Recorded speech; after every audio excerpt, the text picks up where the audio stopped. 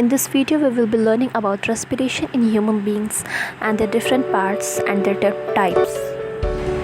Now we will start questions and answers. What are the differences between autotrophic and heterotrophic nutrition?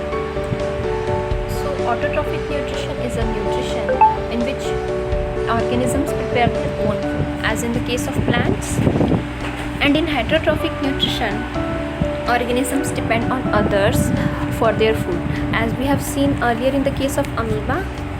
And the next question is, where do plants get each of the raw materials required for photosynthesis?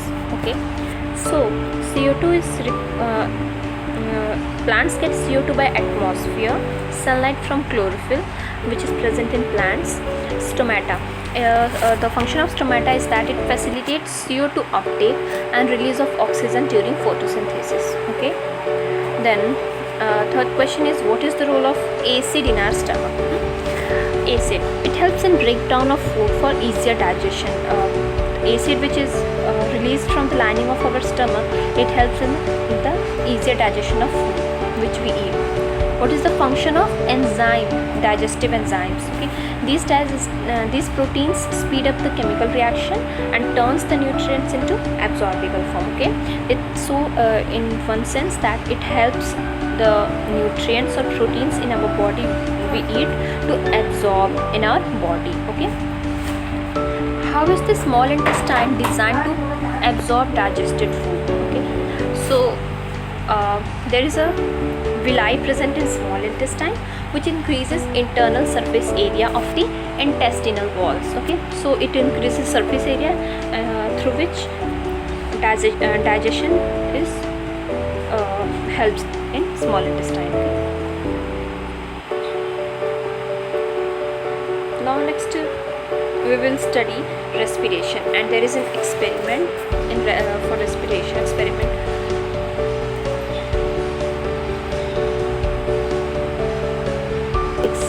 Turn lime water in this test tube. Okay, and when we have to see what does this tell us about the amount of carbon dioxide in the air and the amount of that we breathe out. Okay, so this test tube will turn milky very fast, and this test tube will take some time to turn milky. So through this we can conclude that CO2 present in our mouth or when we exhale, okay, is much more than in the atmosphere. Okay, so this is conclusion of this 6.4 experiment, and we'll move further.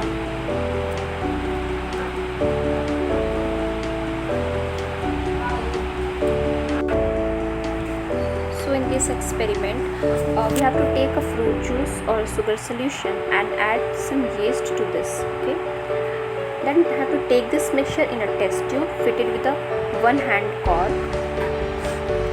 Then we have to fit this cork with a bent glass tube. Okay, then dip the free end of the glass tube in a test tube containing freshly prepared lime water.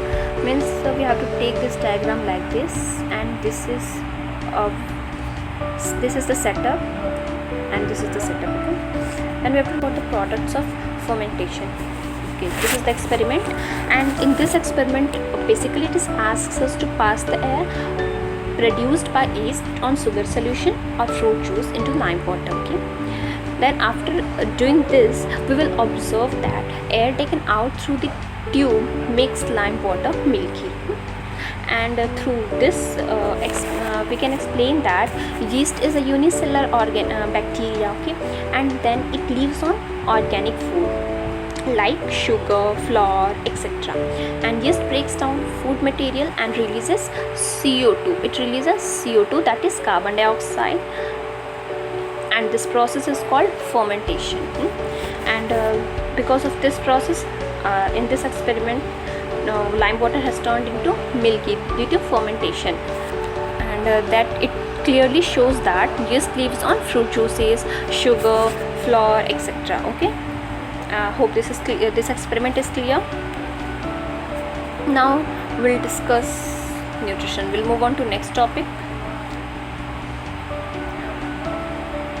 We have discussed nutrition in organisms in the last section.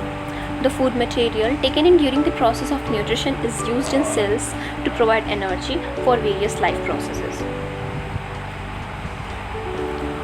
So in this it has been told that nutrition is the only cause which gives us energy through cells. Okay, so this what I have highlighted in the yellow color, please highlight it in your book, it is important. So diverse organisms do this in different ways. Some use oxygen to break down glucose completely into carbon dioxide and water. Okay, some use oxygen. Okay, they use oxygen to break down what glucose into carbon dioxide and water. So this you have to remember. In all cases, the first step is the breakdown of glucose. First, in every nutrition breaking process, in first step, nutrition is broken into first breakdown of glucose takes place. A 6 carbon molecule into 3 carbon molecule called pyruvate. This process takes place in the cytoplasm. Okay, I'll show you this through the diagram. You can see here. This is happening here. Okay, this is 6 carbon molecule glucose. It happens in cytoplasm. This then pyruvate, it forms 3 carbon molecule plus energy.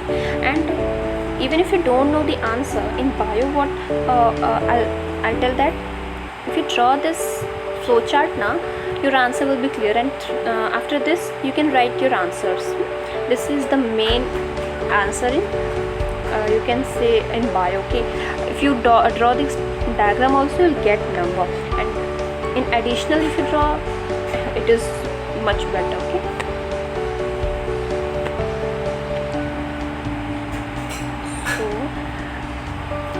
so here's it basically says that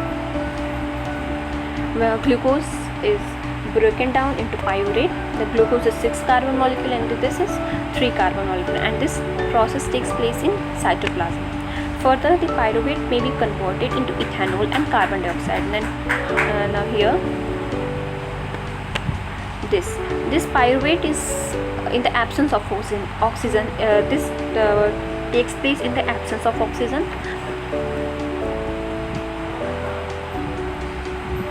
and it turns into ethanol plus carbon dioxide plus energy. Okay, and this is 2 carbon molecule. So when glucose turns into pyruvate, this is 6 carbon molecule, this is 3 carbon molecule. This you have to remember, and you have to write in your answer copy so that it gives impression on the teacher. Then absence of oxygen, this is anaerobic respiration. Okay, in the absence of oxygen in yeast, it forms into ethanol plus carbon dioxide plus energy. Okay, this is 2 carbon molecule. The main things you have to remember. And in pyruvate, when breaks down in the lack of oxygen in our muscle cells, okay, then it forms lactic acid plus energy. Lactic acid is 3 carbon molecule. And again in mitochondria, it happens in the presence of oxygen. It means it is aerobic respiration.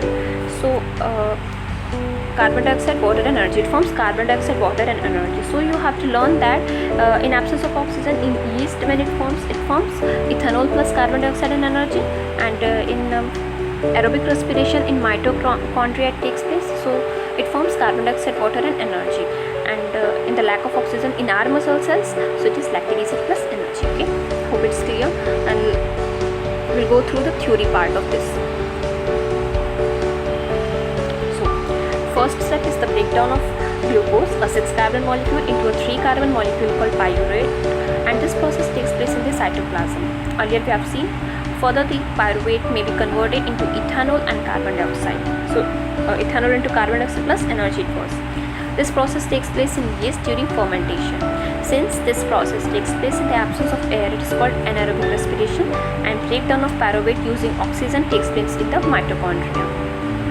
So this is all we have seen, that breakdown of oxygen in presence of oxygen is taking place in mitochondria, and carbon dioxide plus water plus energy is formed in this. Okay. Then This process breaks up the 3 molecule carbon pyruvate molecule to give 3 molecule of carbon dioxide. The other product is water. Okay, this carbon dioxide plus water and the energy. The other product is water. Since this process takes place in the presence of air, it is called aerobic respiration. The release of energy in this aerobic process is a lot greater than in anaerobic process. So energy here is much more. So in this process energy is more, and so energy in this aerobic process is a lot greater than in the anaerobic process. Okay,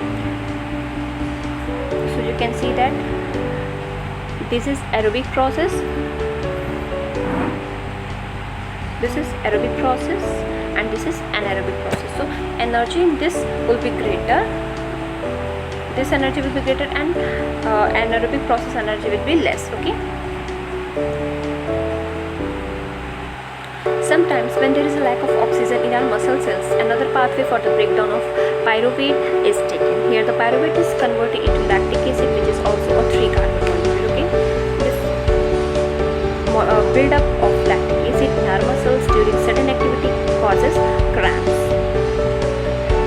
So basically I have told you how this forms, how breakdown of energy takes place in this.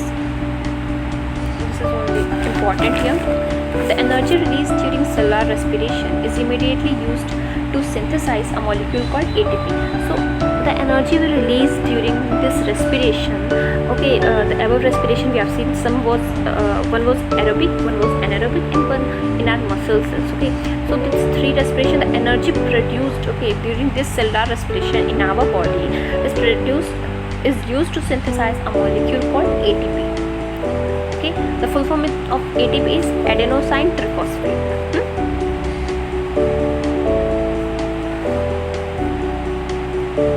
So ATP is the energy currency for most cellular processes. So this is ATP's energy currency, means all energy is stored in ATP. You can compute it. The energy released during this process of respiration is used to make an ATP molecule from ADP in inorganic phosphate. So how it forms, how ATP is formed, it is told from ADP. When phosphate molecule adds up in ADP molecule, energy is released in form of ADP. Okay, and then it forms ATP. So ATP molecule from ADP and inorganic phosphate forms ATP. Okay,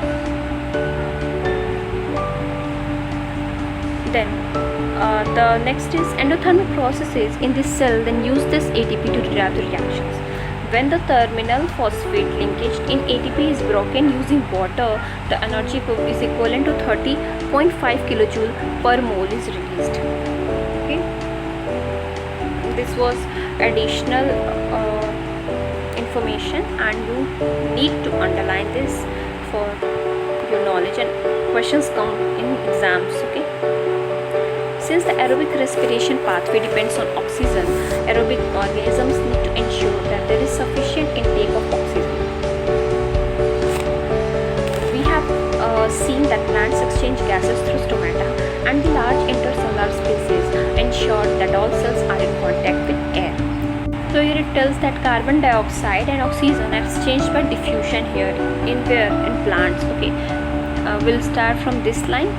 We have seen that plants exchange gases through stomata, and the large intercellular spaces ensure that all cells are in contact with air. The meaning of intercellular spaces is the space between two cells. Okay, like this is, and this is. So this space, this particular space will be called intercellular space. Okay,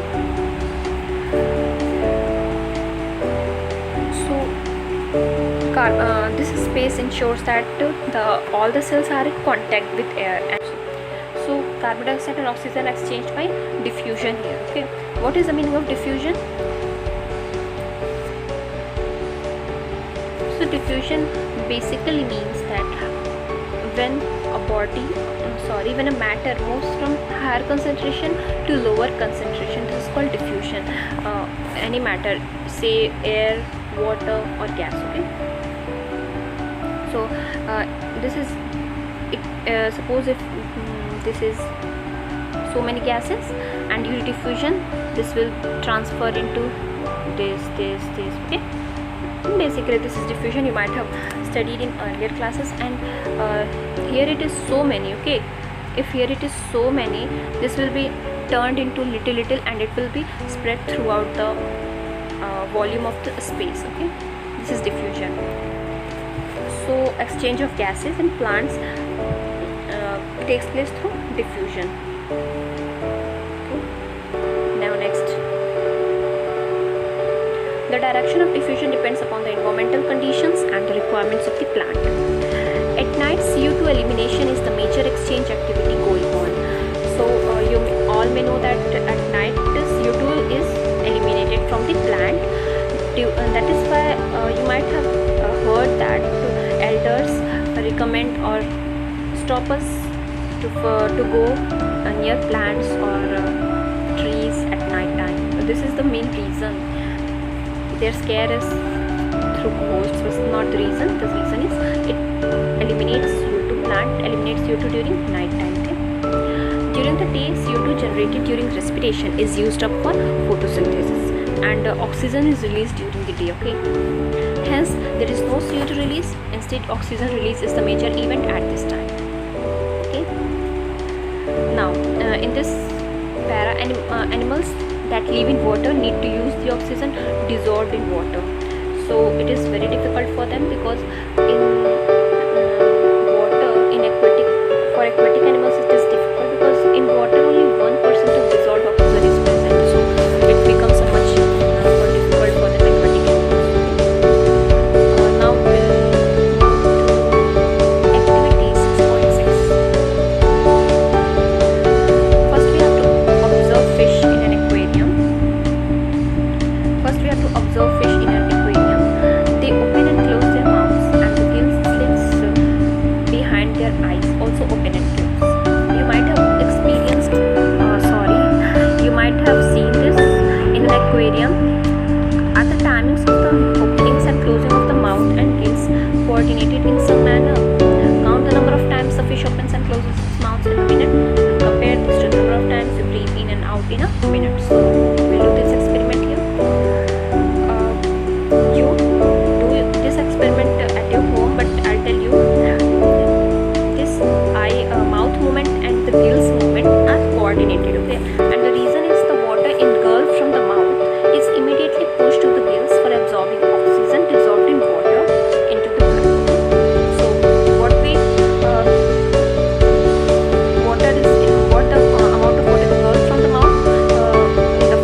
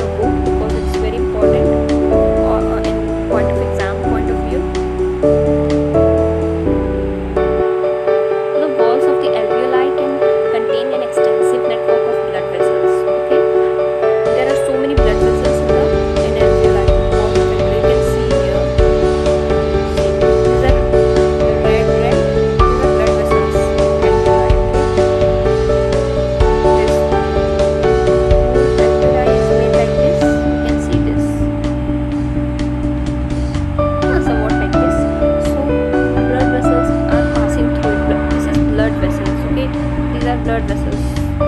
There are blood vessels in alveoli. As we've seen in earlier years, when we breathe in, we lift our ribs and flatten our diaphragm.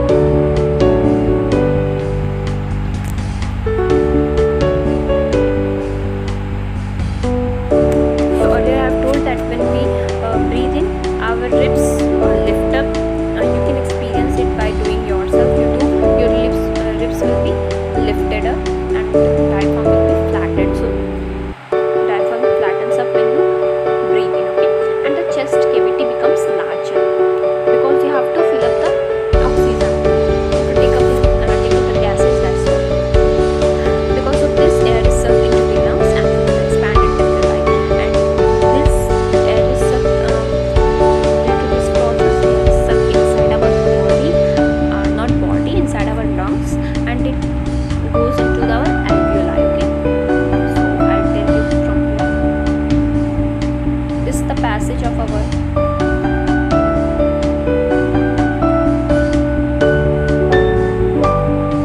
passage. We breathe in from here, okay? Air comes from this is our cartilage part, trachea, larynx. From nasal cavity it comes down, trachea, larynx it comes down, and through from here bronchi, okay? From bronchi it parts into bronchioles. Then from bronchioles it goes in alveolar sac. This is at the end of this, like bulb-like structure is there. This is called alveoli. I've told you earlier. So all the gases contained here, okay? These are all are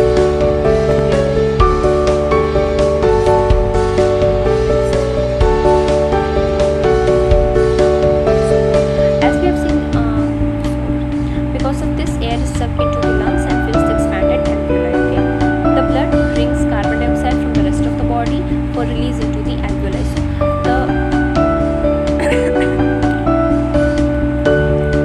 So the carbon dioxide from the whole body is where it is released into the alveoli, and alveoli is present where it can be asked in exam the location of alveoli. So it is inside the lungs only, okay? Don't be confused.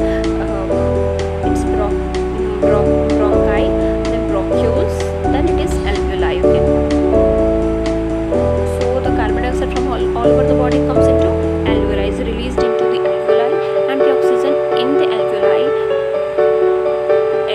alveolar air is taken up by blood in the alveolar blood vessels to be transported to all the cells in the body.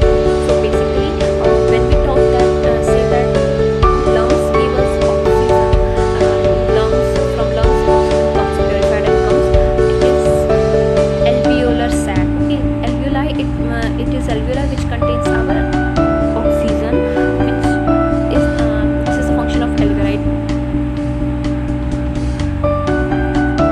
Function of alveoli that it takes up carbon dioxide from all over the body and gives oxygen to transport in all over the body, okay?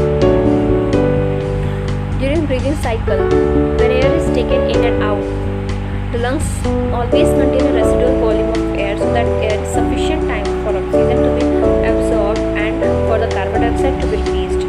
So it tells that when we breathe in or breathe out, okay?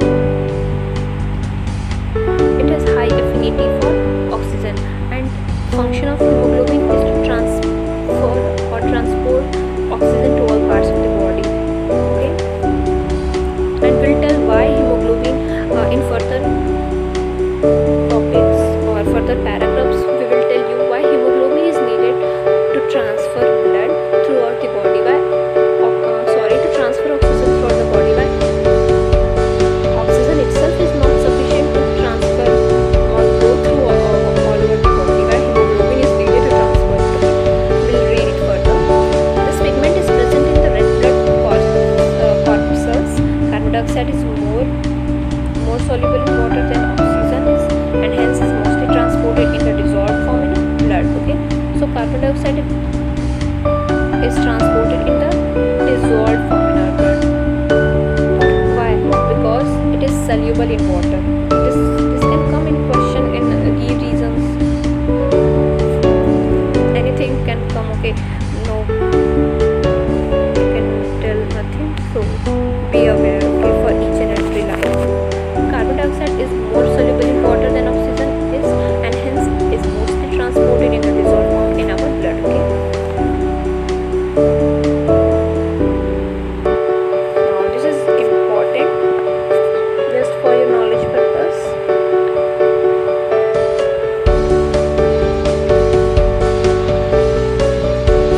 If the alveolar surface were spread out, it would cover about 80 meters square area of 80 meters square. Okay?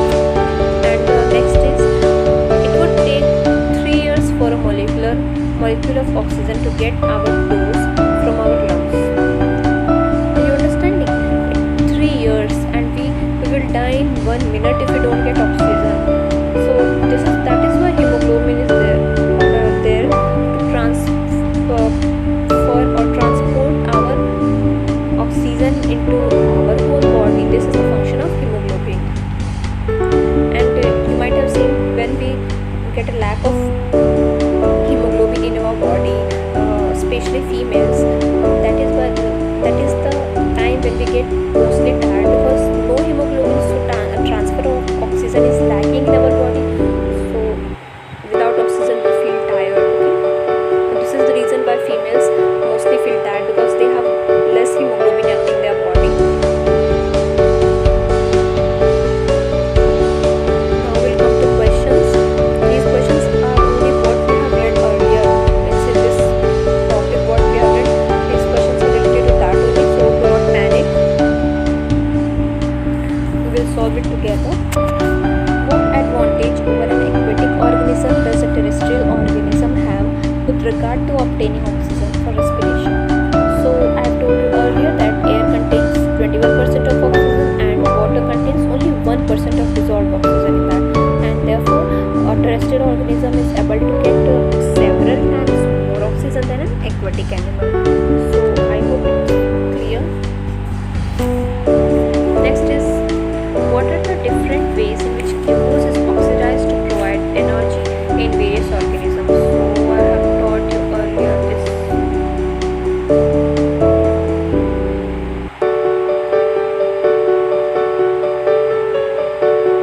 This is your answer. Okay? This all is the answer. It is clear for you. How is oxygen and carbon dioxide transported in human beings? So it is through blood cells. Okay, blood cells are the one through which oxygen and carbon dioxide are transported.